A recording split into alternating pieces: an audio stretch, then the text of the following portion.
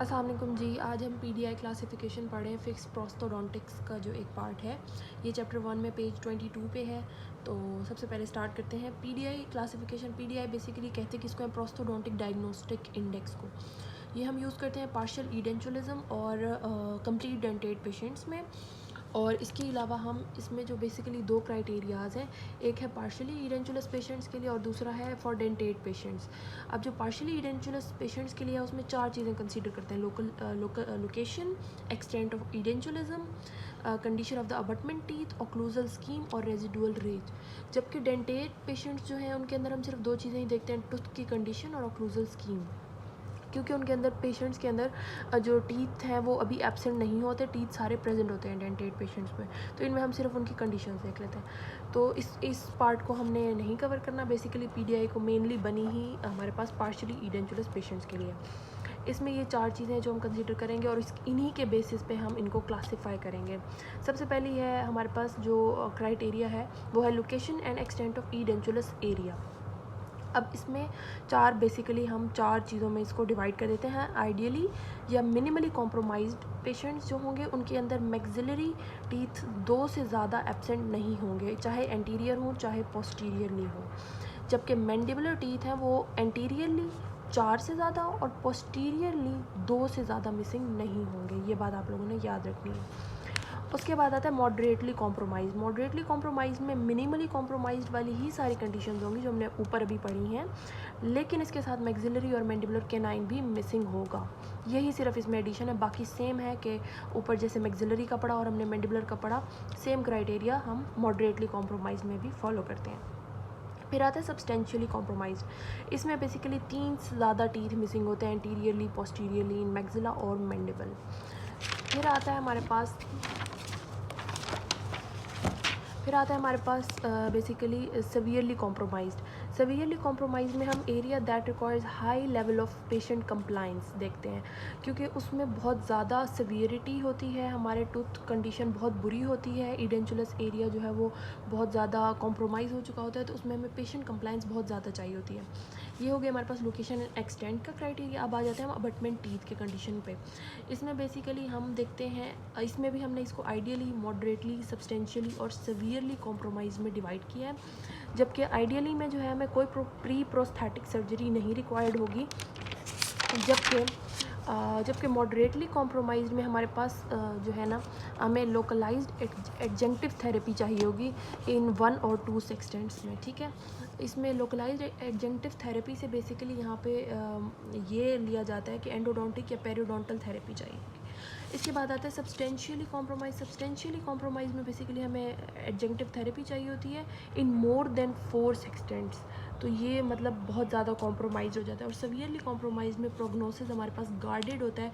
Guarded का मतलब कि बहुत अच्छा नहीं होता, इट्स वेरी मच कॉम्प्रोमाइज्ड और हमें कोई उससे ज़्यादा ख़ास उम्मीद नहीं होती।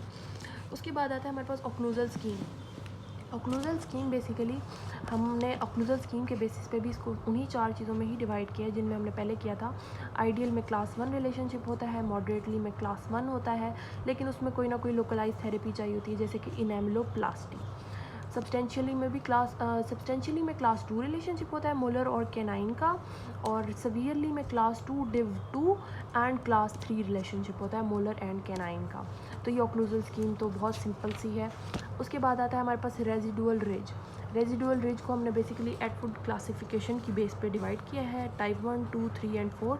1 में वेल राउंडेड रिज होती है, नाइफ एज्ड होती है, 2 में, 3 में फ्लैट हो चुकी होती है क्योंकि कुछ टाइम गुजर चुका होता है उसको, और टाइप 4 में डिप्रेस हो चुकी होती है क्योंकि बोन रिजॉर्प्शन हो रही होती है।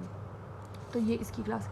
अब इन पैरामीटर जो हमने पीछे सारे ये पैरामीटर्स पढ़े हैं, इनकी बेसिस पे हम लोग क्लासेस में डिवाइड करेंगे अपनी इडेंचुलस एरियाज़ ऑफ द पेशेंट को कि ये अब किस क्लासिफिकेशन में फॉल कर रहा है। सबसे पहले है क्लास 1। इसमें अगर लोकेशन एंड एक्सटेंट की बात करें तो मैंने आपको बताया था कि मैक्सिला में नो मोर देन 2 टीथ और मैंडिबल में एंटीरियरली 4 और पोस्टीरियरली 2 टीथ मिसिंग होंगे। और इसमें जो है बेसिकली सिंगल आर्च जो है वो कॉम्प्रोमाइज़ हुई होगी, या तो मैक्सिला कॉम्प्रोमाइज़ होगा या फिर मैंडिबल कॉम्प्रोमाइज़ होगा क्लास 1 के अंदर। अबटमेंट टीथ की बात करें तो कोई प्री प्रोस्थेटिक सर्जरी नहीं रिक्वायर्ड होगी और ऑक्लूजन क्लास 1 में होगी और रिज जो है वो हमारे पास टाइप 1 होगी, जो कि हमने अभी पढ़ी वेल राउंडेड होती है। ठीक हो गया। क्लास 2 में आ जाते हैं तो लोकेशन एंड एक्सटेंट को देखेंगे तो 1 और बोथ आर्चेस में कोई ना कोई मसला होगा और same as class 1 including the canine, जैसे कि मैंने आपको लोकेशन एंड एक्सटेंट में पहले भी बताया था कि मॉडरेटली में सिर्फ कैनाइन का एडिशन होता है, बाकी का सारा सेम मिनिमली कॉम्प्रोमाइज्ड की क्राइटेरिया में ही फॉल कर रहा होता है। इसमें भी इसी तरह इसमें भी कैनाइन ऐड हो जाएगा क्लास 2 के अंदर। अबटमेंट की बात करेंगे तो उसमें एडजेंक्टिव थेरेपी हमें रिक्वायर्ड होगी, चाहे एंडोडोंटिक हो या पेरियोडोंटल थेरेपी हो। ऑक्लूजन क्लास 1 होगी, लेकिन कोई ना कोई लोकलाइज थेरेपी चाहिए होगी, चाहे वो इनेमिलोप्लास्टी ही क्यों ना हो। अब लास्ट रह गया दैट इज़ रिज। क्लास 2 में जो हमारे पास रिज है that is type 2 knife aged, जो कि अभी हमने पढ़ी थी। उसके बाद आती है क्लास 3। क्लास 3 के अंदर बेसिकली हमारे पास लोकेशन एंड एक्सटेंट जो है मोर देन 3 टीथ जो है वो मिसिंग होते हैं इन मैक्सिला और मैंडिबल। अबटमेंट जो है वो लोकलाइज्ड एडजेंक्टिव थेरेपी रिक्वायर्ड होती है अबटमेंट को इन 3 सेक्सटेंट्स, मतलब कि हमारे पास 3 सेक्सटेंट्स में जो है abutment therapy abutment localized adjunctive therapy required होगी, चाहे वो एंडो हो, पेरियो हो या ऑर्थोडोंटिक थेरेपी हो। ऑक्लूजन जो है वो क्लास 2 में फॉल करेगी, मोलर और कैनाइन रिलेशनशिप, और रिज जो है वो टाइप 3 होगी that is flat.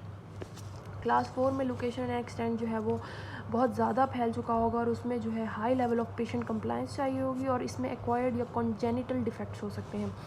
Congenital defects में क्लेफ्ट लिप पैलेट आ सकता है, जिसकी वजह से टीथ काफ़ी ज़्यादा मिसिंग होंगे। अबटमेंट अगर देखें तो गार्डेड प्रोग्नोसिस होगा, क्योंकि जैसे हमने कहा था कि इसमें हमें इतना ज़्यादा अपने प्रोस्थेसिस से उम्मीद नहीं होगी कि वो मतलब it will be a good reason to fall under. और ऑक्लूजन अगर देखें तो क्लास 2 डिव 2 होगी और क्लास 3 होगी, और रिज जो है वो टाइप 4 में फॉल करेगी दैट इज़ डिप्रेस्ड, क्योंकि उसको काफ़ी टाइम गुजर चुका होगा और वहाँ पे बोन रिजॉर्प्शन हो चुकी होगी। तो that was the PDI classification that I made simple for you. आप इसका चाहें तो आप स्क्रीनशॉट्स भी ले सकते हैं, आपको बहुत ईजी हो जाएगा बुक से पढ़ने के बजाय अगर आप यहाँ से पढ़ लेंगे तो। Thank you so much. अल्लाह हाफिज़।